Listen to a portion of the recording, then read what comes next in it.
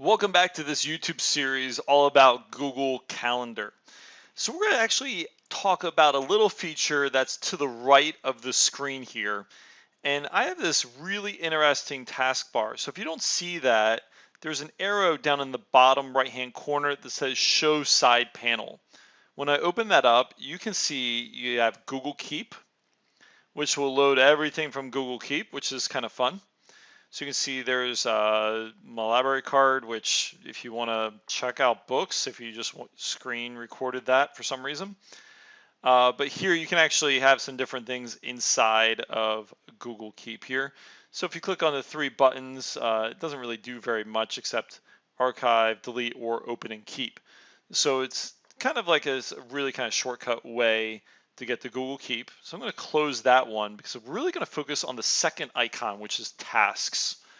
So if I go and open that up, there is a lot of awesomeness that is inside of here. So if you don't see the add task button, it might be your first time that you've opened up tasks. You have really cool graphic. You want to scroll down to the bottom. There's a blue button that says get started. Obviously, I've started this process. And so inside of here, you might just have add task here, but running the tasks, if you click the little arrow button, it probably just says my tasks. You can actually create lists. So what this list is, the list contains a series of tasks for you.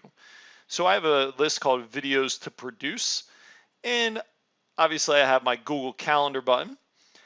And so I have a Google Calendar task. So I created that first. All I did was hit add a task. So when I do that, it just gives me a line to add it. I can also edit it here. And I'm going to delete it for right now because I created one called Google Calendar. So this is actually the list that I made to figure out which videos I'm making for this YouTube series. I can go ahead and hit edit details. And when I do that, I can actually add details here.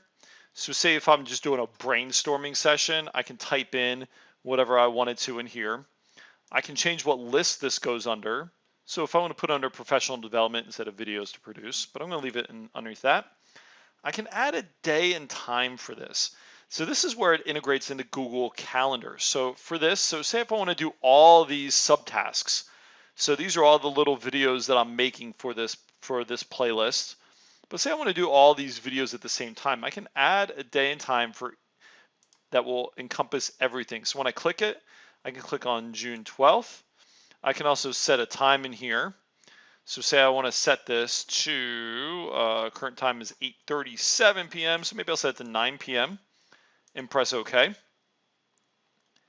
And once I'm done that, I can just toggle back.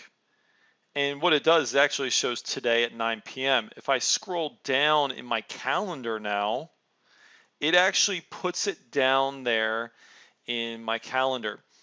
And so what it does, this is a little different. It actually goes to a calendar list called tasks.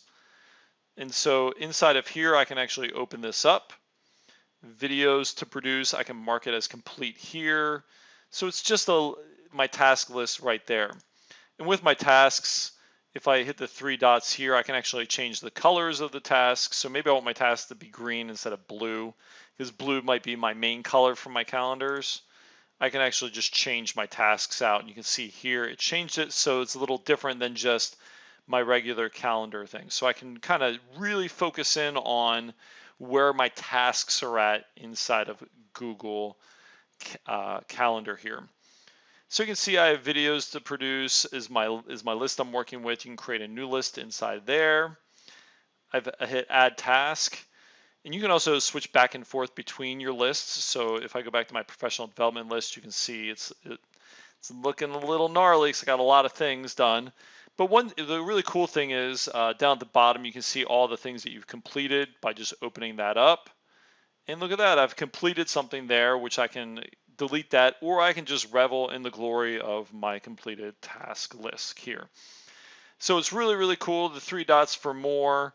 I can sort these, I can rename the list. There's a lot of different features inside of here, but I just really want to show you the basics on how your task list can integrate inside of Google Calendar. So now all the awesome ideas that you put into task, you can actually set up time to work on those, to perfect those, find resources, everything like that, because now you're organized with tasks and Google Calendar.